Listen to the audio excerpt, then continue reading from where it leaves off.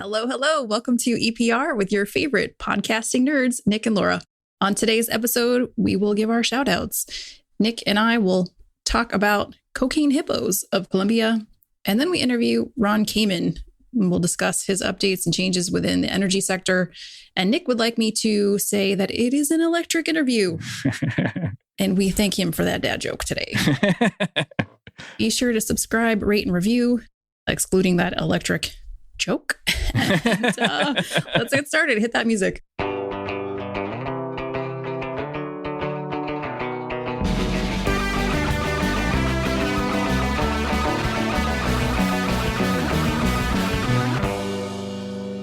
Okay, and our shout-outs for today go to Stephen Lee and Bobby McGill for their article in the NAEP newsletter on Biden's plans to strike down Trump's environmental agenda. It's a really good read. I think you guys should check it out.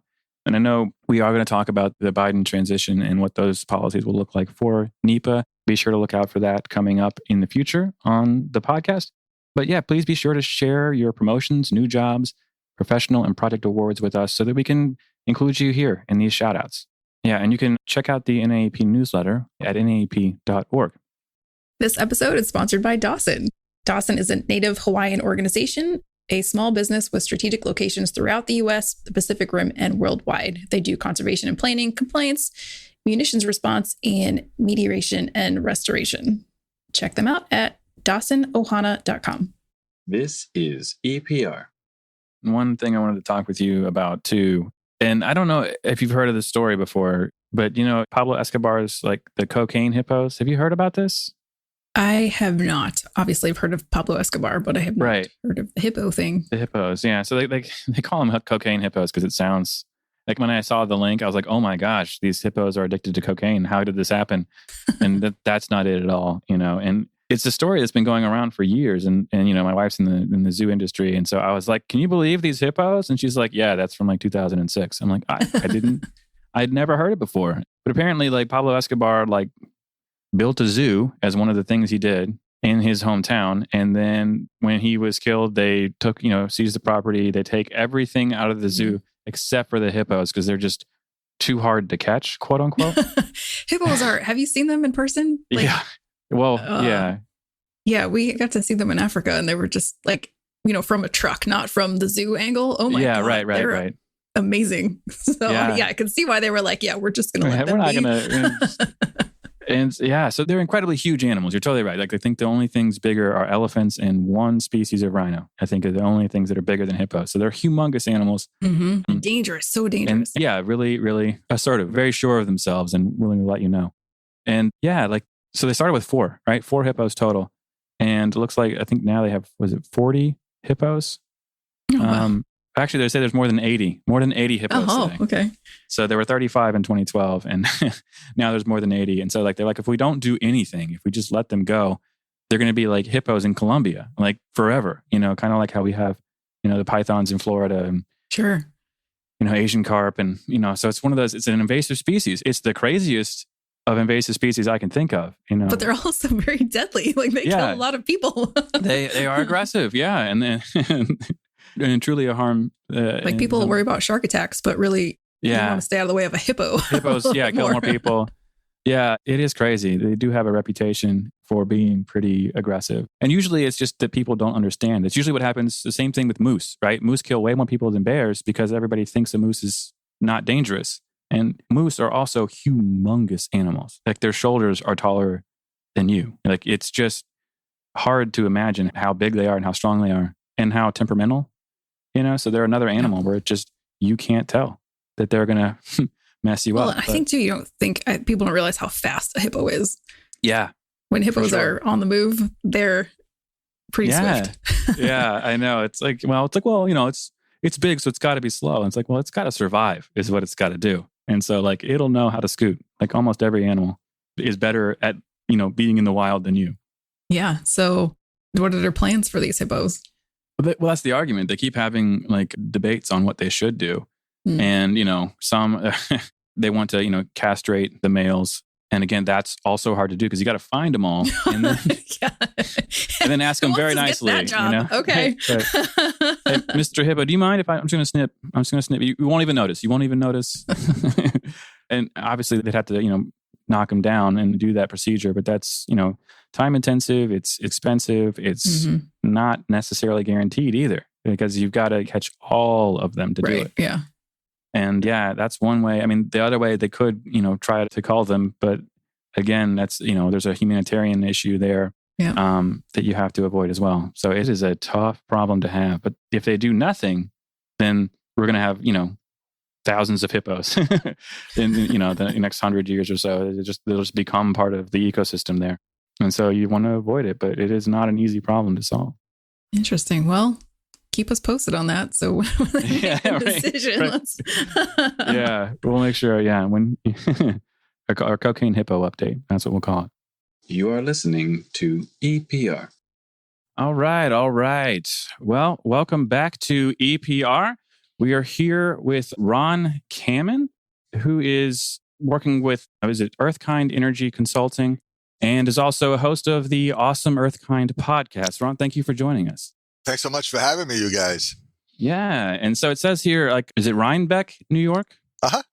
Right. So my first question, of course, is how frustrating is it when you say you're from New York and everyone assumes it's New York City?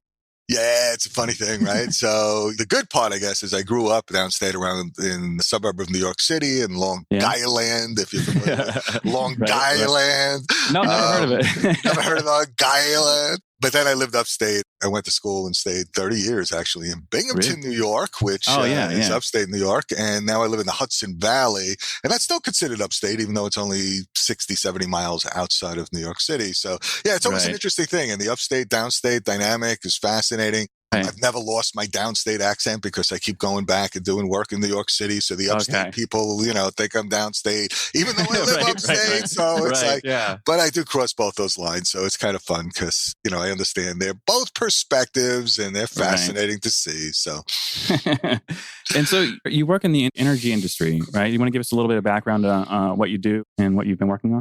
Yeah, so I've been in clean energy for over 3 decades actually now, and I started out in policy, moved into setting up clean energy programs, and now I primarily represent commercial customers, and those are businesses, nonprofits, government institutions, through clean energy development programs. So I'm a customer rep. So people that want to go to clean energy, they know that there's some things that they want to do, but they need someone that can help walk them through the process and make sure that they grab all the incentives possible, develop the right public-private partnerships to be able to finance deals and be able to save money from day one. And that's kind of what I've built my career around, is that I think it's wonderful. And obviously we have to be sustainable. We've got to move to these clean energy technologies, but simultaneously to be really, truly sustainable, we have to save people money while we're doing it. And I've been blessed all my career to be able to help people figure out whether it's energy efficient lighting or solar projects or heating and cooling with heat pumps or electric vehicles and transportation. My job and my business for the last 20 years with my own business has been able to work with people who want to do that and help figure out the best way for them, because everybody's different. Everyone's on the spectrum of opportunity and efficiency. Help them figure out what the next step is for them and help make that happen. That's awesome. So cool. Yeah. It's been a lot of fun. It's been a great ride, man. So yeah, I believe it. And it's funny. I don't know. Are you familiar with the Champlain Hudson Power Express project by any chance? Sure, a little bit. Not tremendously because I've stayed out of the transmission stuff over the years. But but on the policy basis, it's new transmission line to bring down that upstate renewables, specifically wind and solar downstate. And, the challenge, since I do live in the Hudson Valley and I see all these signs, stop these monster power lines. Right. What I think people really need to balance, though, is look, we live in an industrial society and there's 7 billion of us on this planet. And either we reduce the population by 99% and go back to living in the woods and gathering nuts, or we have to have industrial power. We have to have clean, we have to have clean electricity, and we have to get that from somewhere. So there's got to be this balance between, me, I like to do on-site local renewables, right? So solar makes the most sense. It's got 1,000 times more potential than any other source of energy on the planet.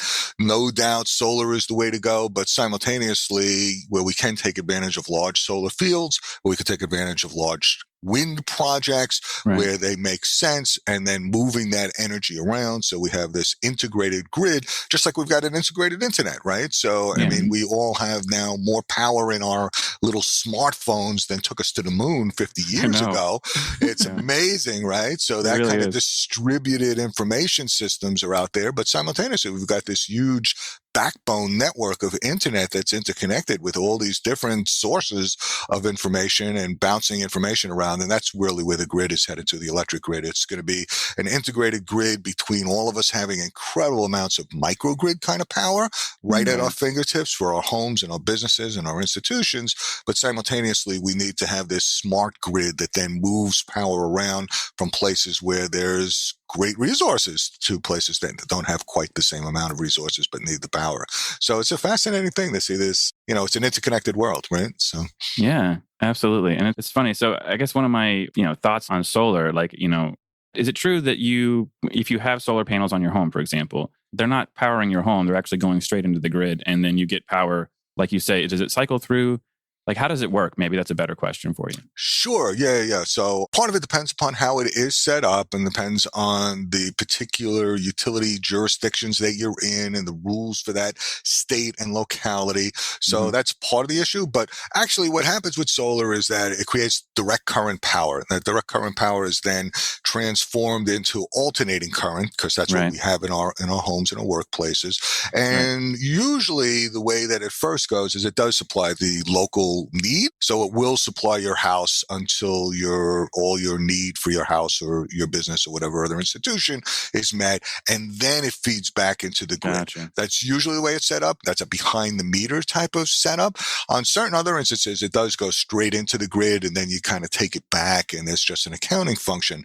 So depending upon the state, depending upon your utility, there's different ways that they both deal with the generation, deal with the usage, net out that usage. Net metering is something that's been pretty prevalent across the country and the world, where you spin your meter backwards when you generate more energy than you use on site. You pull it off at night, and during those times, during the winter, that you don't have as much solar resource. So net metering is prevalent in a lot of places, but really that's one of the things I help folks do, is customize the right solution for their particular utility, their particular locality, their particular situation. And it does vary, and it does make things a little confusing for customers. So great question. Yeah. Well, thank you. Yeah. So when you say, what do you see as the trends for the energy sector in general? I mean, I know we've had, a stranger in the last 4 years has been a little bit different than it was the 8 years previous. And last year alone, probably had some changes. Right. Is there some, and, do you see that things are going to cycle in a new way, or is it kind of just independent of any of that? Yeah, so the fascinating thing has been that while national policy over the last 4 years has definitely shifted to, we were going to save the coal industry and we wanted to do all these various things with fossil fuels. The reality was that even with a decline in federal policy and impetus, that renewables still took off. So solar and wind actually wound up being the vast majority of new generation in this country and worldwide. And when you take a look at the trends, the reason for that is because solar and wind and other forms of renewables are now so much cheaper than everything else that economically the markets are carrying it. So even without the government policy, it was still taking place. One of the things that people haven't realized and looked at is when you take a look at the investment trends, investors are pulling out of fossil fuels and putting money into clean energy sources, again, because the returns are better, because there's an expanding demand. So you're seeing $17 trillion worth of investment in the environmental, social, and governance space and ESG, and a big portion of that is in clean energy. When you take a look at jobs just in the United States, and this was an amazing statistic, I'm part of an organization called Environmental Entrepreneurs, or E2, e2.org. They do a national study on clean energy jobs. And what they've documented is there are now 3.4 million Americans working in clean energy jobs. These are everything from energy efficiency and installation and smart appliances through electric vehicles, clean heating and cooling, solar, wind, other forms of renewables.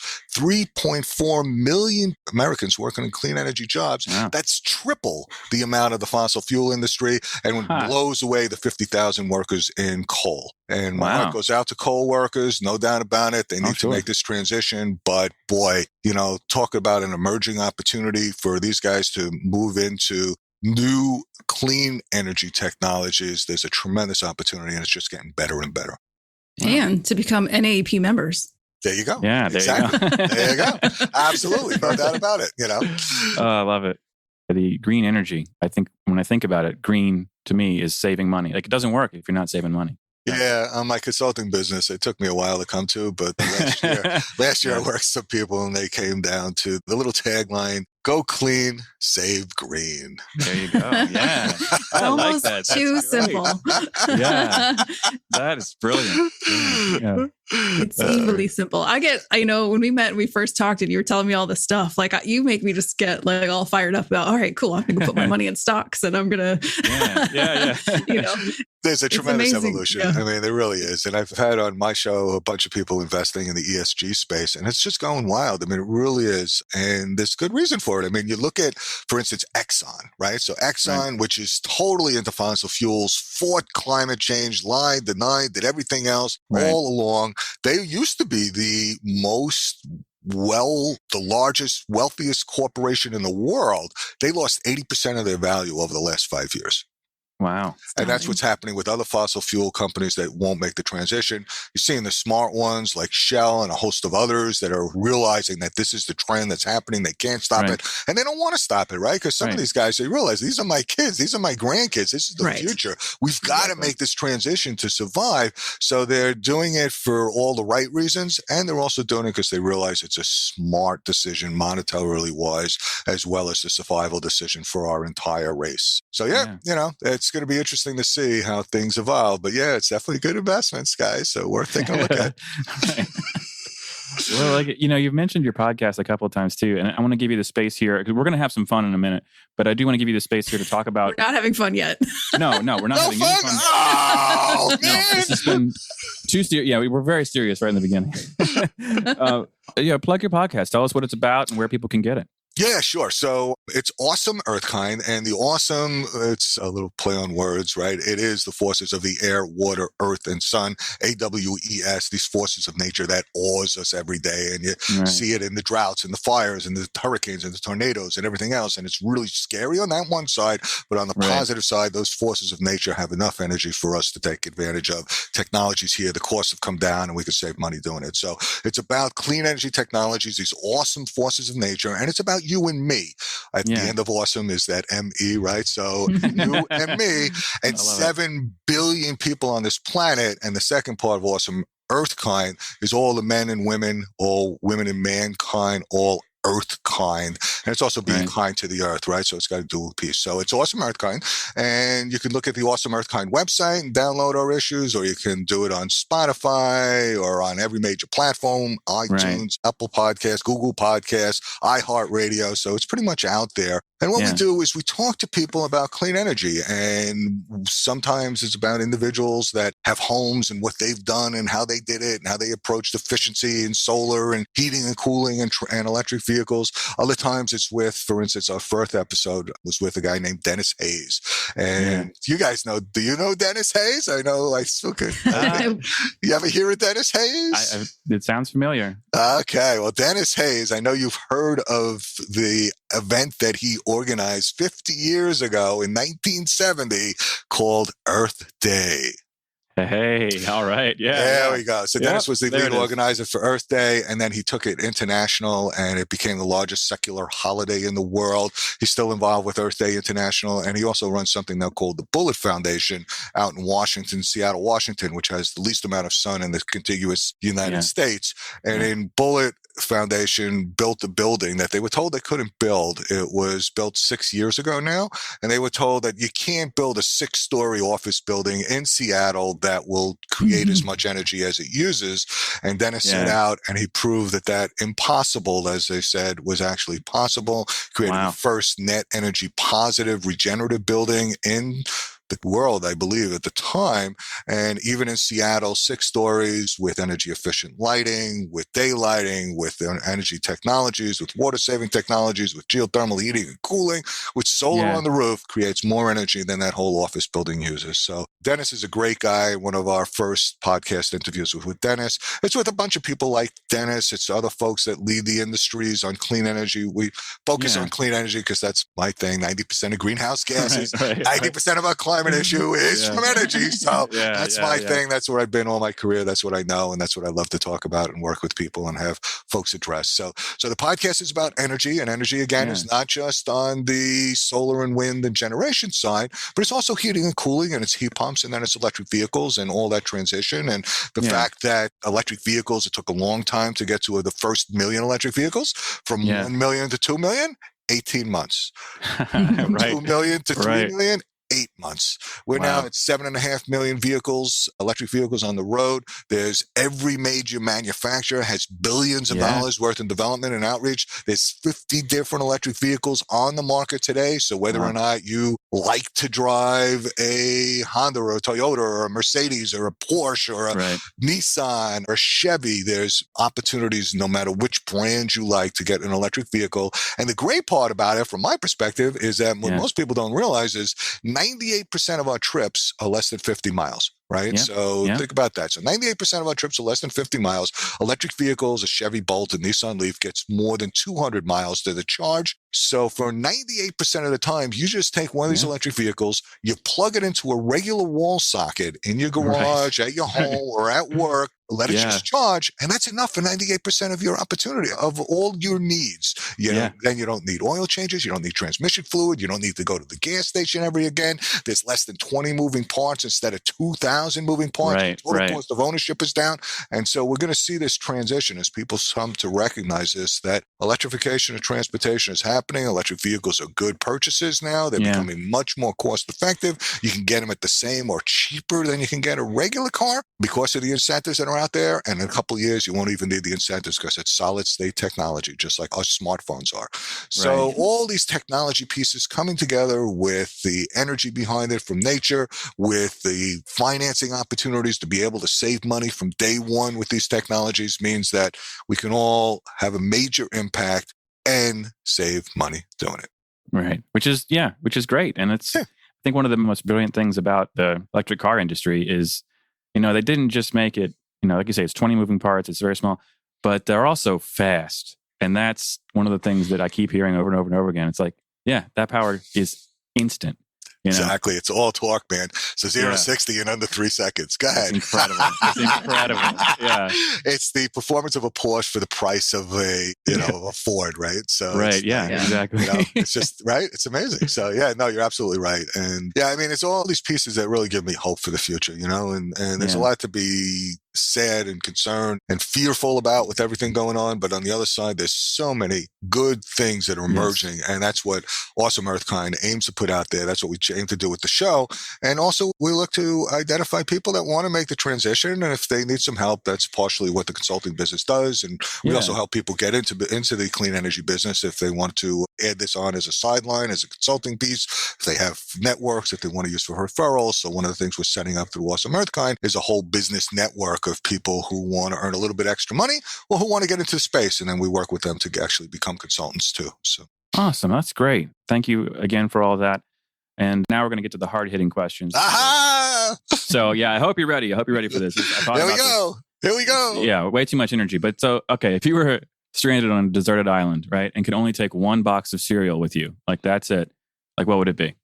One box of cereal. Yeah. And if you don't eat cereal, we can do I'll accept any breakfast food. It's good. It's good. So usually I do, and people laugh at this, but I do Rice Krispies in the morning with some blueberries, right? So some coconut milk, right? That's what I would usually do. But since I'm on the island alone, I only got one box and I don't know if I got other food or not. I got to take some type of granola type of thing, some denser protein oriented thing. So on my island. So, okay. That's go ahead. Great. Yeah. So you're surviving the island. I got to survive the island, know, so. Gosh. So are you a sugar on top of Rice Krispies guy? No sugar. No sugar. No sugar. Just blueberries. So. I love. That's great. That's awesome. And so We also asked you, like, if you had a fun story for us, and you mentioned the WTF tornado experience. Right. Yeah. Tell us a little bit about that. Yeah. All right. So one part of the show is that I do on my show, which is, look, we've all been through these extreme weather events now, right? And they're becoming more frequent and more intense. Right. And okay, so how do you get this out in kind of a fun way to let people recognize that, look, we're not alone. We've all been through various different things and they are scary, but okay, let's talk about our experiences and we could do it either from a WTF, what the fudge, or we also got weather time fun. So it's weather time fudge or weather time fun, right? And, right.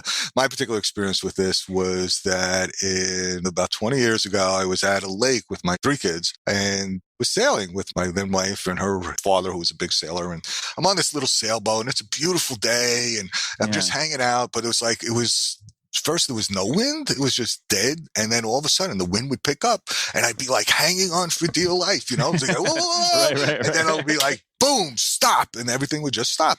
And I didn't think anything above it. It was just kind of this weird day, but it was windy, cloudy, sunny, cloudy, windy, no wind, And I didn't think twice about it. And then my 2 kids went, because my one son was back down from college and he took my other son and they drove off. And about a half hour later, my wife and my daughter went off. And as we're driving about 20 miles back to our house from this lake, all of a sudden I see this wall of clouds and literally it went from the ground straight up. I had never seen anything like this in my whole life, right? Just this wall of clouds in front of me is all sun, but then there's this wall of clouds.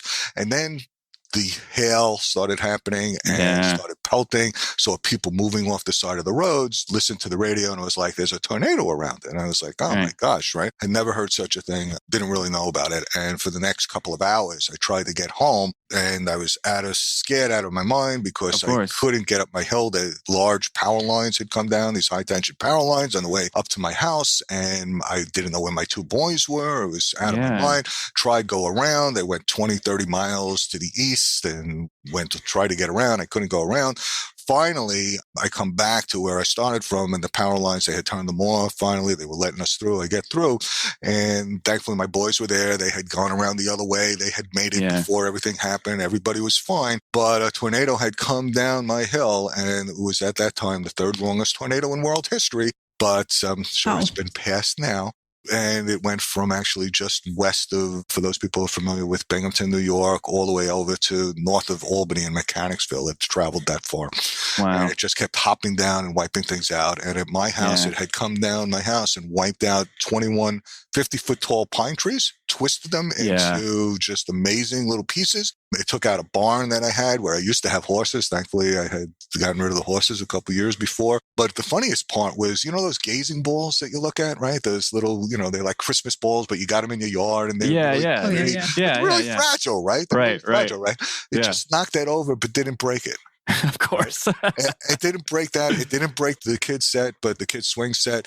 But it wiped out my barn, wiped out 21 50-foot tall pine trees, wiped out 8 acres of woods in my backyard. I mean, it was just so wild, But since that time, I got really sensitive, and this is something for everyone to realize, is that when you have these days where it's sunny, cloudy, and you get these big pulses of weather, that's an indication that somewhere nearby there's an event happening. There's probably a tornado somewhere not too far away, and keep your eyes open and keep your head down. And so one of the things is when you have these shifts in weather, these daily shifts of pulsing weather of sun and clouds, keep your eyes open. And the other piece that I learned is that the reason why you want to be down low is not so much that you go into the basement because you're worried about the house and everything else collapsing on you, although that's definitely a concern.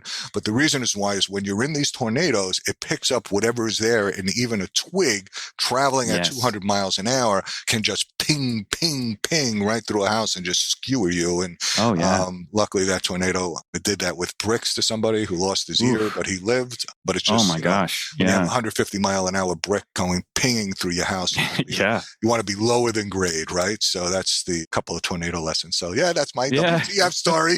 Quite the story. Wow. Everybody was okay. My dogs were okay. My cats were okay. My tenants were okay. My kids were okay. We were all okay. But boy, it was a scary event. So yeah, for sure. And it's funny. I worked with FEMA on a tornado disaster recovery effort in Alabama in 2011. If you remember those, Tuscaloosa, where it went through and the college town. And you're totally right. It's almost completely random. Like there was a school that had its gymnasium caved in. It literally pulled out the gym lockers, right? But there was also a desk that had a trophy on it, and it didn't move. It's just so concentrated, so focused. So, it's just amazing, right? And, yeah. Look, the scary part about climate disruption is that we're seeing more extreme weather events more often and more intense. And we're going to keep seeing them. We're going to see tornadoes and hurricanes and droughts and floods and all these different events. And there's something to pay attention to. There's something to be prepared for. You guys are in the field of resiliency and figuring out where you can do stuff and how you respond to things. I'm in the clean energy. Let's make this transition because that's what's fueling it all. And we've got to get off of carbon emitting fuels. We have to get to clean electricity, heating, cooling, and transportation systems. So, yep. Yeah. So I have a couple questions here for you. So sure. One, we asked you secret hobbies, right? And you said the body's renewable organ. Okay. So one of the things I do a little bit on the side. So do you guys know that the body has a renewable organ?